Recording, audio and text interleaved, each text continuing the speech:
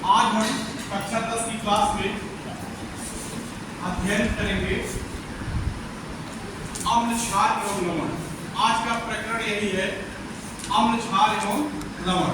ठीक है, देखिए सामान्य शब्दों में आपने यह पढ़ा है, ठीक है, लोअर क्लासों में, जिसमें आप पहले पढ़ के आए हैं कि वे पदार्थ जो स्वाद में खट्टे होते हैं वो अम्ल कहलाते हैं। ठीक है, वे पदार्थ जो स्वाद में खट्टे होते हैं उन्हें हम अम्ल कहते हैं।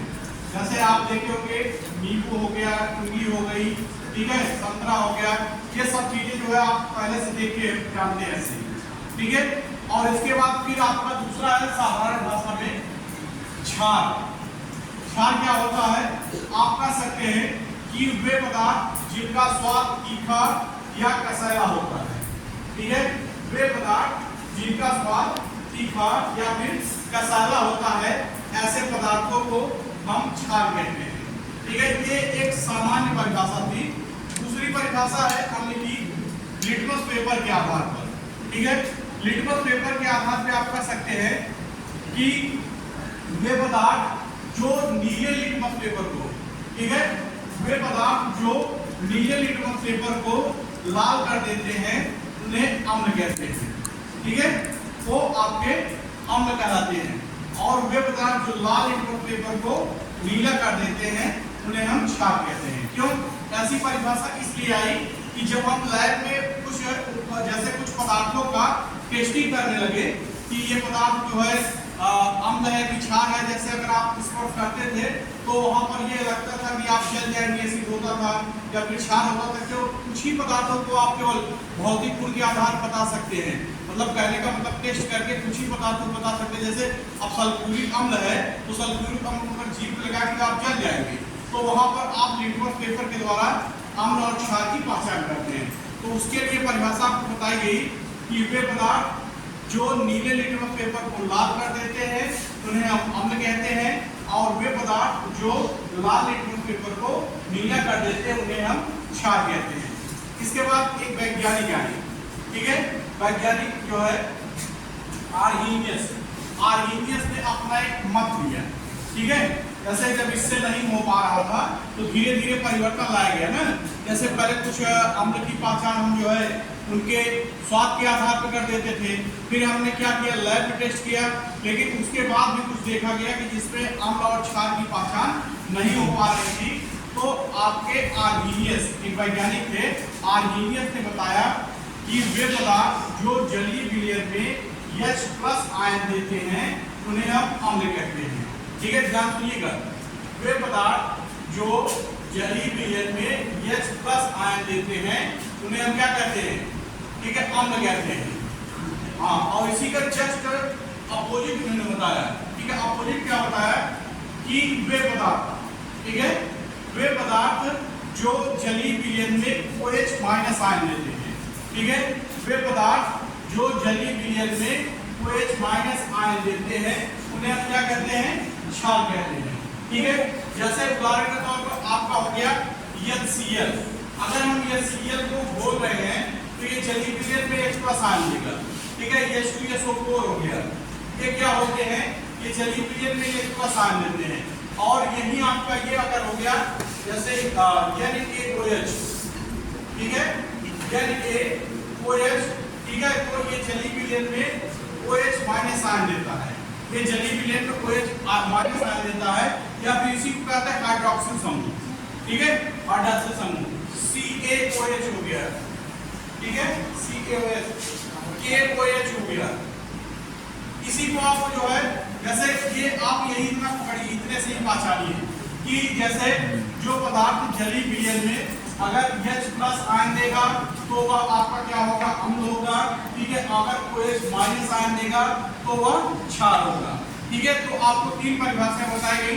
एक आपको बताया गया स्वाद के आधार पर, ठीक है, आप टेस्ट करके बताएंगे। दूसरा आपको बताया गया लिटमस पेपर के आधार पर, तीसरा बताया गया आर्हीनियस के आधार पर। अब चौथी परिभाषा है, ठीक है, चौथी परिभाषा ब्रांचेट और लारी की है। ठीक है, ब्रांचेट और लारी, एक वैज्ञानिक है ब्रांचेट और लारी। ब्रांचेट और लारी क्या बताते हैं कि ऐसे पदार्थ, ठीक है, ऐसे पदार्थ जिनके पास प्रोटॉन देने की क्षमता होती है। ठीक है, ऐसे पदार्थ जिनके पास प्रोटॉन देने की क्षमता होती है उन्हें हम अम्ल कहते हैं।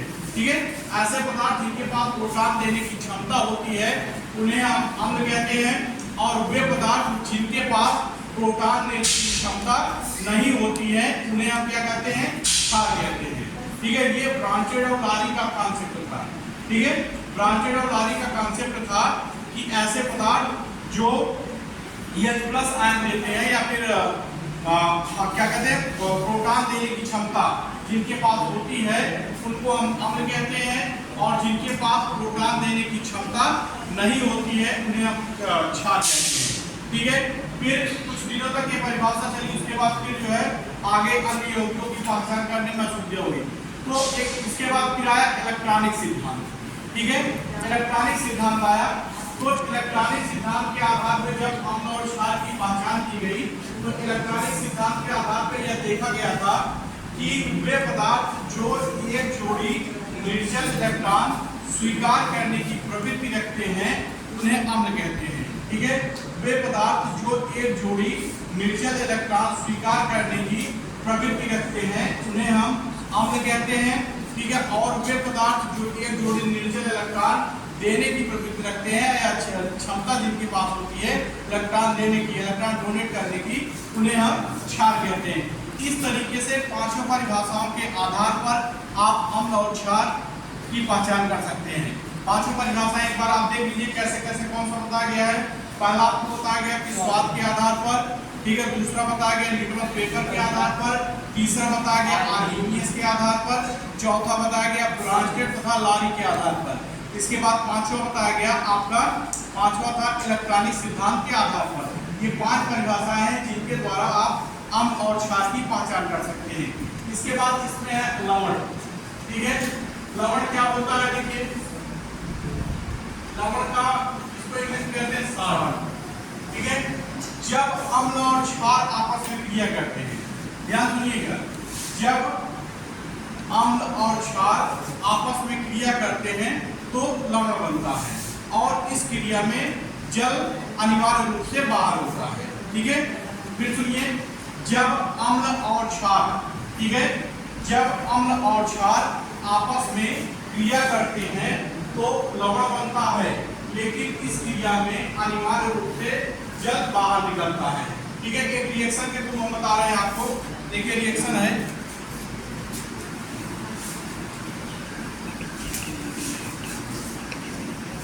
जैसे हम लेते हैं एसिड लेते हैं NaOH, ये हमारा क्या है, ये बेस है, इसको कहते हैं बेस क्षार। ठीक है, और दूसरा लेते हैं HCl, ये है आपका एसिड। ठीक है, देखिए when the acid and base react then the form of salt। तो जब अम्ल और क्षार आपस में क्रिया करते हैं, ठीक है, तो आपका बन जाएगा NaCl प्लस आपका H2O। ये हो गया आपका साल्ट हो गया, और ये हो गया वाटर। तो जो डिफिनेशन बताई गई उसके आधार पे आपको यह समझ में आ गया होगा कि जब अम्ल और जब अम्ल और क्षार आपस में क्रिया करते हैं तो लवण बनता है। ठीक है, और जल अनिवार्य रूप से बाहर निकलता है। इसी तरीके से आपका आप जैसे हो गया और भी लवण होते हैं, जैसे ये ठीक है, ये Na2CO3, इसको कहते हैं सोडियम कार्बोनेट। ठीक है, ये भी लवण है। अगला हो गया सोडियम बाइकार्बोनेट NaHCO3। ठीक है, इसके बाद K2SO4 Al2SO4 का बोथ साइड्स, ठीक है, 24H2O। ठीक है, K2SO4 Al2SO4, ठीक है, डॉट 24H2O। ठीक है, ये चीजें जो होती हैं, आप ये फिक्री आप नाम सुने होंगे। ठीक है, तो ये फिक्री है, ये भी आपका साल्ट में ही आता है। ठीक है, नाउफादर हो गया जैसे NaCl, ये सभी जो है आपके साल्ट हैं। साल्ट के आपके कितने उदाहरण होंगे, 5। देखिए, एक आपका Na2CO3 sodium carbonate, NaHCO3 sodium bicarbonate, NaCl sodium chloride, इसके बाद आपका K2SO4 Al2SO4 का 4 साइड 24 H2O, इसके बाद NaCl। ये आपका नौसागर है। तो इस तरीके से आप सार को भी समझ सकते हैं। तो आज की क्लास में आपको अम्ल, क्षार एवं लवण बताया गया। इसके आगे की क्लास में आपको लवण के प्रकार बताए जाएंगे। धन्यवाद।